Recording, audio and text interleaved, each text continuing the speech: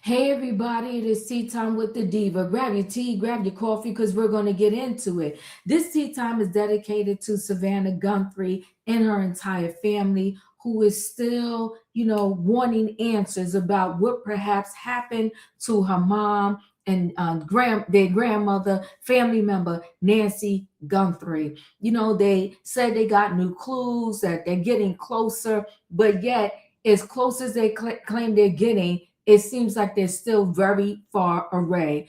What Savannah Guthrie is going through, unfortunately, there are many families that go through it. They lose a family member, or a family member disappears, and for years they have no clue what happened to said family member. Let me share a screen so we can get a little more into the story. Coming out regarding the ongoing investigation into Nancy Guthrie's disappearance. According to 3 people familiar with the matter, the second of 2 notes sent to media outlets from an alleged kidnapper following the 84-year-old's disappearance indicated that Nancy had died. The note made no further request for money. Shortly after it was sent, Savannah and her siblings sharing this video, speaking directly to whoever took their beloved mom. We received your message and we understand. We beg you now to return our mother to us so that we can celebrate with her. This is the only way we will have peace. This is very valuable to us, and we will pay. That second note coming days after media outlets received an initial alleged ransom note indicating that Nancy was safe and demanding $6 million in Bitcoin in exchange for her release. NBC News has previously reported on both notes, but the contents of that second note have not been made public until now. Investigators involved in the case believe the notes are potentially credible, a sentiment shared by Savannah during her interview with Hoda. I believe the 2 notes that we received, that we responded to, I tend to believe those are real. Who's behind those notes is still unknown, as is the identity of that masked armed man captured on Nancy's doorbell camera in the early morning hours when she was taken. Savannah recently opening up to Jenna about the agony she feels every day. I cry every morning on the way to work, and I cry every morning on the way home. And I'm grateful to have good friends and to be able to come to such a beautiful and joyous and supportive place. And like so many people out there, you can hold all of these things together. I try to tell my kids that too, you know, we can hold our sadness and we can hold our joy. And just, if you don't believe it, just watch me. I'm going to show you. And despite these new details, unfortunately, Craig, there is still no major update or break in the case. Investigators are still searching for that masked man and trying to find a match with some of the DNA that they uncovered at the home. Craig. All right, Liz Courtsforth there in California. Liz, thank you. The bravery and courage with which you have done this job every day since that happened, nothing short of remarkable. Wow. Nothing short of remarkable. I love you guys and I love this place. And this is unusual and unprecedented, to say the least, to be sitting here. But, I don't have any comment on the story, and I'm not involved in our coverage. But I can't pretend I'm not here. And so since I am, I wanted to just take the opportunity to ask people, to beg people to come forward. Somebody knows something. And this is a new story today that is on your radar, but this is the life that my sister lives, that I live, that my brother lives, that our extended families live, that our children live every day. And we are in agony. And we cannot be at peace. So no matter how much I try to come out here every day and smile and find that joy, and I will, I promise I will.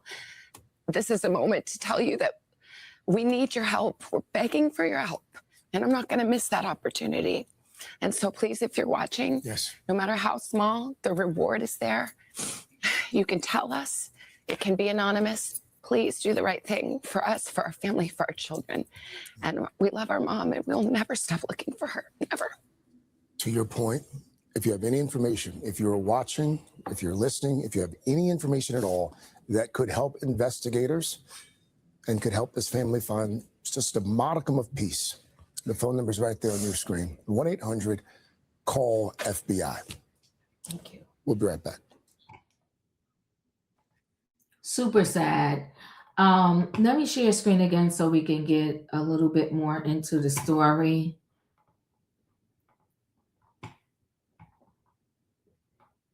Savannah Guthrie cries, begs for someone to come forward with info on her mother, Nancy. Savannah Guthrie got emotional on today as she once again begged for someone with information about the whereabouts of her mother, Nancy, to come forward. We saw the heartbreaking clip. I showed it to you. Savannah says she and her family are living in agony and cannot be at peace until she is found, as tears roll down her cheeks.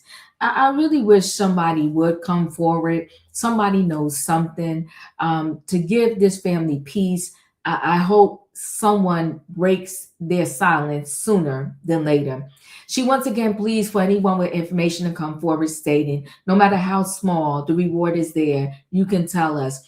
Please do the right thing for us, for our family, for our children. As you know, the Gumphreys family offered $1 million to anyone who came forward with information that would lead investigators to Nancy, who went missing overnight on January 31st. Authorities believe she was abducted from her Tucson, Arizona home and had released a clip of a masked person at her doorway. They showed that clip, but it took them so long to even get that clip.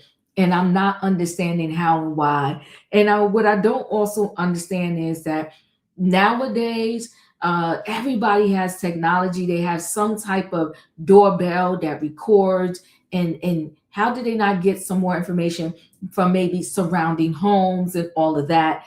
I don't know. This is a real mysterious case, right?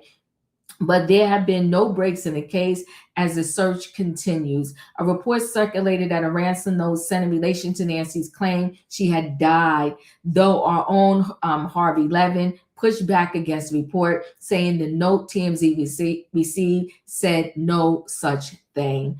We could hear Harvey say that. I'm not going to listen. Actually, I don't want to listen to the whole thing. I don't want to listen to the whole thing. I want to talk about Nancy Guthrie and some communications I've had with the FBI that I haven't talked about until now. But I want to start with these reports that this ransom letter that we received kind of apologizes to Savannah Guthrie and her family for the kidnapping, and that that Nancy was no longer alive. That was not in the ransom note that we received. It is not in that ransom note at all. It does say that she's scared, but okay. But the ransom note makes no reference to Nancy Guthrie either dying or the kidnappers apologizing. Now, there is a reference to Nancy Guthrie not being alive anymore, but that is from the person who sent us multiple emails saying that he knows or knew where Nancy Guthrie was and where the kidnappers were, and he wanted money in return for information. We passed that along to the FBI as we did the ransom note, but this person kept sending us emails. And early on, he said, time is of the essence. And then a few days after the kidnapping, he said, time is no longer of the essence, meaning she wasn't alive. So that's where that came from, not the people who kidnapped her, but from the person who was sending us these notes. Now, that person wanted effectively $100,000. He actually reduced it at some point, but that's what he wanted in return for giving information about the whereabouts of Nancy Guthrie or her remains and the kidnapper. This person also said that he was afraid that he might be implicated. He had a burglary on his record from, I think he said, 11 years before. And apparently he knew these kidnappers well enough that he was afraid he might be implicated. He also said he wanted to go underground, which is why he needed the money, because he was afraid that they would exact revenge on him for blowing the whistle on the kidnappers. So the FBI never paid that money, or never got the Guthrie family to pay the money to the person who was sending us these letters, these emails. I will tell you that the FBI did put around $270 in the Bitcoin account of the kidnappers.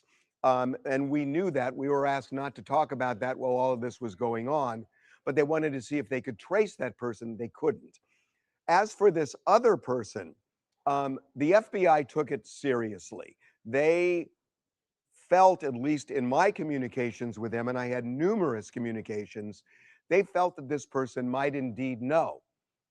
For some reason, they never paid or never asked the Guthrie family to pay that person for information leading to the identity of the kidnappers and Nancy Guthrie's remains.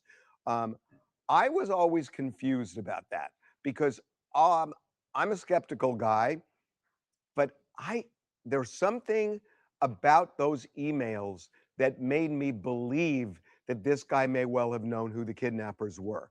And the reason I say that is that initially he said, in the first letter, he said, time is of the essence, meaning you better hurry up. I can tell you where she is. But then the next day he wrote, time is no longer of the essence. If somebody is scamming and wants to get money, why would they say time is no longer of the essence? You want to say, no, time is still of the essence, so you can get the money and make people feel that it's urgent to pay it. For him to say it's no longer of the essence, to me, it felt more truthful because he was taking away the urgency to pay the money. So I always had this gnawing sense that he might be indeed legit. But for some reason, the FBI never pulled the trigger to pay the money. So around 3 weeks ago, I called the FBI back. I hadn't heard from them in a while. And I said, look, it's been gnawing at me for a long time that there's something about this guy that felt legit.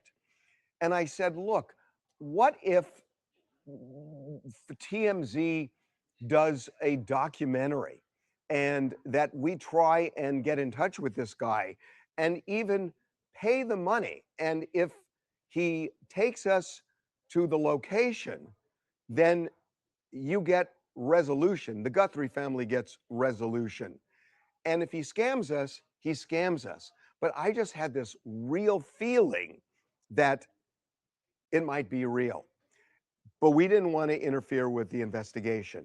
So the contact I had at the FBI said, look, that's interesting. Let us get back to you.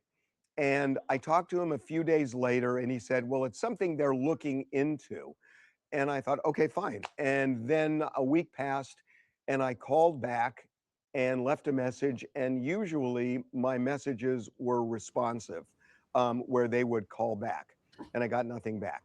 And I've called a half a dozen times since over the last couple of weeks, and I've gotten nothing back. For some reason, the FBI has gone radio silent on me. And we have had ongoing discussions because we've tried to be helpful over the many months now that this has been going on. But they've ghosted me. And I don't know what that's about.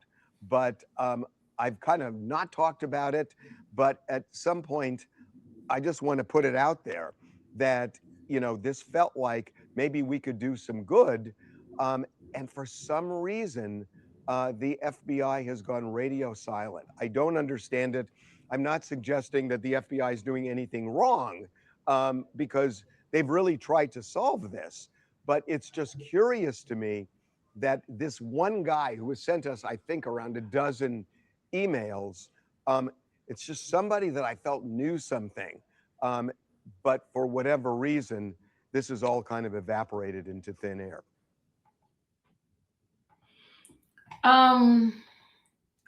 Super sad. I think, you know, if I took my best guess, there's some cover-ups because there was some mess ups, and this was still is a high profile kidnapping / case, and they don't want to release too much because then maybe the eyeball is going to go on them like, how did y'all let this happen? So just incredibly, incredibly sad, the whole entire situation. Listen, guys, chat with me in the comments, and when I get an opportunity, I will chat back. If you're not a subscriber, subscribe. Hit the notification bell so that every time I upload a video, you will be notified. If you are a subscriber, welcome back. Everybody, thanks for watching. Let me know your thoughts, and I'll see you on the next video.